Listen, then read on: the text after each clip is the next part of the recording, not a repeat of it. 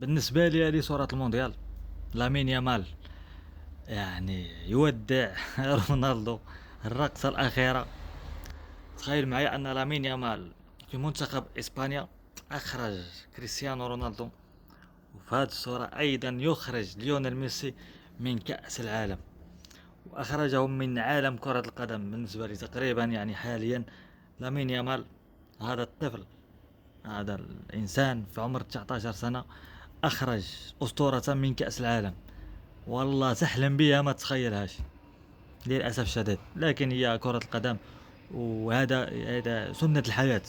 يمشي جيل يجي جيل، واحنا ما نتمناه هو أن يجي جيل يمتعنا بكرة القدم، لكن نكون صارحين، مثل هذا الثنائي مستحيل، مستحيل يتعوضوا. المهم مبروك إسبانيا، صراحة تستحق عن جدار واستحقاق.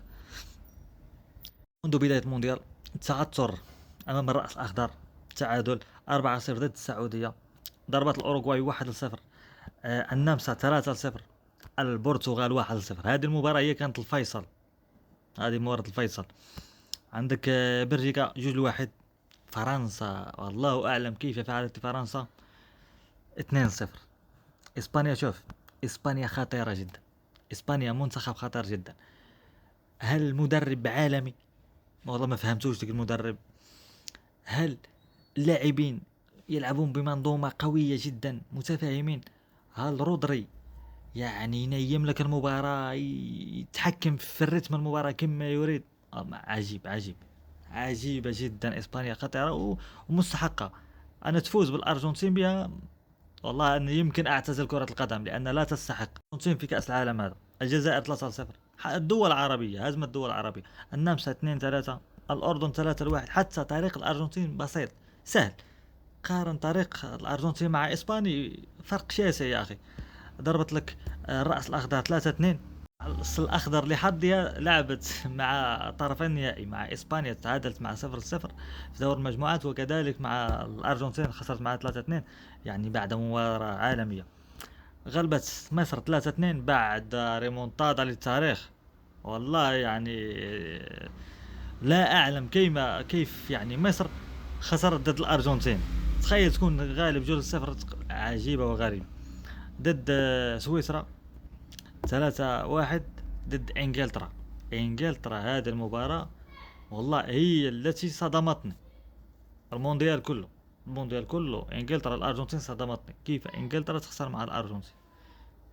هذه يعني صدمة، صدمة العمر. 4 دقائق تسجل فيك هدفان، صدمة.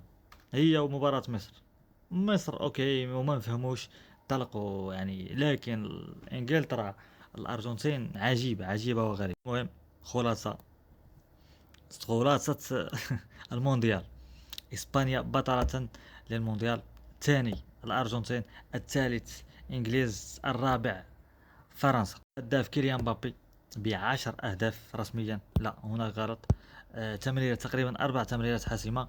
ليونيل ميسي 8 أهداف فقط، 4 تمريرات حاسمة. ونختمها بالأسطورة توريس الذي أنقذ إسبانيا مثل ما فعل إنيستا في 2010. هدف في دقيقة 116، دقيقة 106، فرق 10 دقائق يا أخي. كنت أتمنى الآن دائما، شو أنا دائما أحب هذا اللاعب. خلينا، أنا لست لاعب لبرشلونة، لكن هذا اللاعب دائما كان يدخل هو ومورينو عالميا، سوبر سب عالميا، يدخل للمباراة يغير لك أجواء المباراة، يسجل هدف ويقول لك باي أنا خارج، صافي انتهى الموضوع. هذا اللاعب يجب أن يأخذ حقه. رسميا منظومة إسبانيا فازت عن جدارة واستحقاق بجميع الجوائز من غير الهداف أخذه كيليان مبابي. الأرجنتين ما أخذت ولا شيء، البرونزية باي مع السلامة، الفضية عفوا. ف اللاعب الشاب كوبارسي، هنيئا للبارساويين بهذا اللاعب، جائزة أفضل شاب، لاعب شاب، أفضل لاعب في المونديال.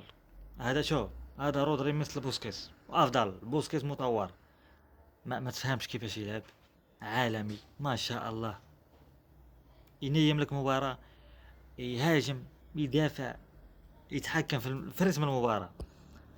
أسطورة الأساطير، الحارس المحقور في إسبانيا، على ما أظن هو الحارس الوحيد في تاريخ كأس العالم اللي سجل فيه هدف واحد فقط.